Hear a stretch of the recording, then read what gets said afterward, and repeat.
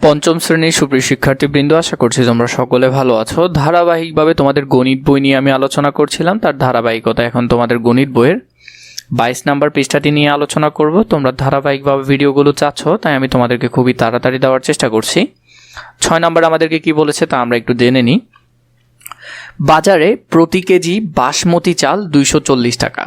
তাহলে প্রতি কেজি মানে 1 কেজি 240 টাকা, এবং প্রতি কেজি মুগ ডাল, এবং প্রতি কেজি মুগ ডাল কত 120 টাকা, মানে 1 কেজি 120 টাকা বিক্রয় হয়। যদি আমরা 5 কেজি চাল এবং 3 কেজি ডাল ক্রয় করি এবং বিক্রেতাকে 2000 টাকা দেই, তাহলে কত টাকা ফেরত পাবো? আমরা এটা একটু করি নিজেদের মতো করে। যেমন বাসমতি চাল কত করে? 240 করে, কিন্তু আমরা কিনেছি কয় কেজি? 5 কেজি। তাহলে 240 গুণ 5, 1200 টাকার বাসমতি চাল কেনা হয়েছে। এরপরে মুগ ডাল 120 টাকা করে, কিন্তু কিনেছি কয় কেজি? 3 কেজি। তাহলে কত টাকা? 360 টাকা। তাহলে মোট আমরা খরচ করেছি কত টাকা? 1200 যোগ 360 সমান 1560 টাকা। আমরা ফেরত পাবো তাহলে কত? আমরা ওনাকে দিয়েছিলাম কত? 2000 টাকা। তাহলে তার থেকে যদি 1560 টাকা চলে যায়, উনি আমাদেরকে 440 টাকা ফেরত দেবে। তো এটা আমরা দুইভাবে সমাধান করতে পারি। এটা সমাধান 1, এটা সমাধান 2। সেম ওই আগের মতো করে 2000 টাকা লিখলাম। প্রথমে আমরা মোট টাকাটা লিখে ফেলবো, যেখান থেকে আমরা সব কিছু বাদ দিব। বিয়োগ বাসমতি চাল 1 কেজি 240 টাকা, কিন্তু ক্রয় করেছি 5 কেজি, তাহলে গুণ আকারে রাখলাম। যোগ আমরা ডাল কিনেছি 120 টাকা, কিন্তু ক্রয় করেছি 3 কেজি। এটা ক্যালকুলেশন করার পর আমাদের আসলো 1560 টাকা।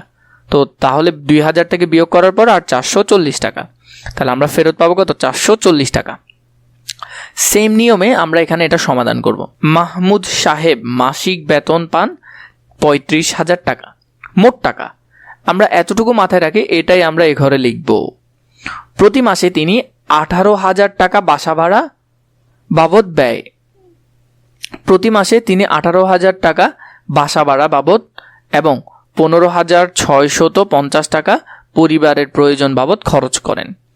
তাহলে তার 18,000 টাকা খরচ, এদিকে আরও 15,650 টাকা পরিবারের জন্য খরচ।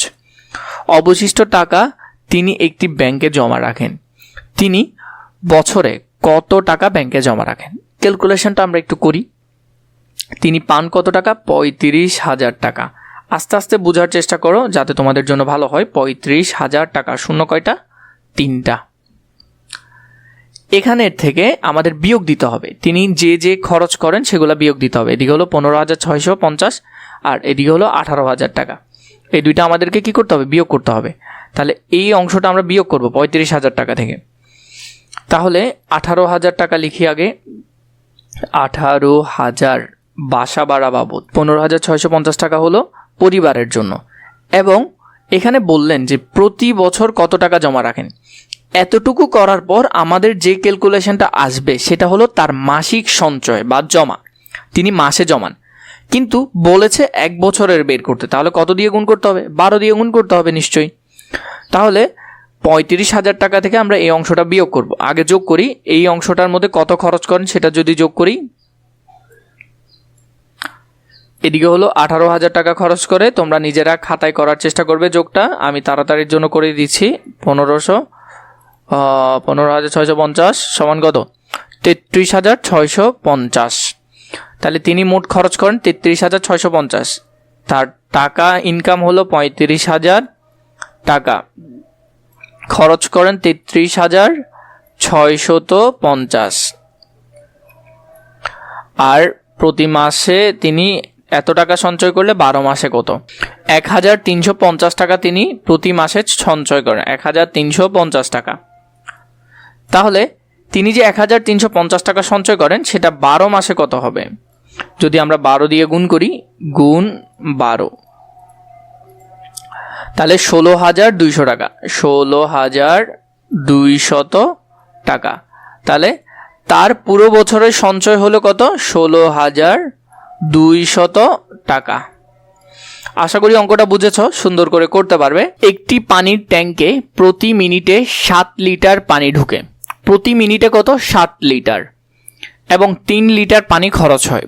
প্রতিবারে কত লিটার? 3 লিটার পানি খরচ হয়। 12 মিনিট পর ট্যাঙ্কটিতে কত লিটার পানি জমা হবে? তাহলে আমরা এখান থেকে যদি দেখি, প্রথমেই তোমার থেকে বের করতে হবে প্রতি মিনিটে কত?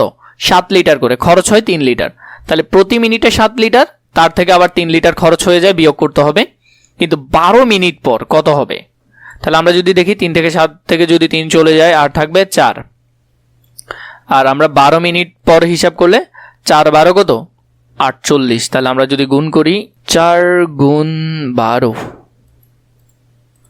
48, তাহলে 4 8 লিটার। তাহলে 12 মিনিট পর 48 লিটার পানি ট্যাঙ্কে থাকবে।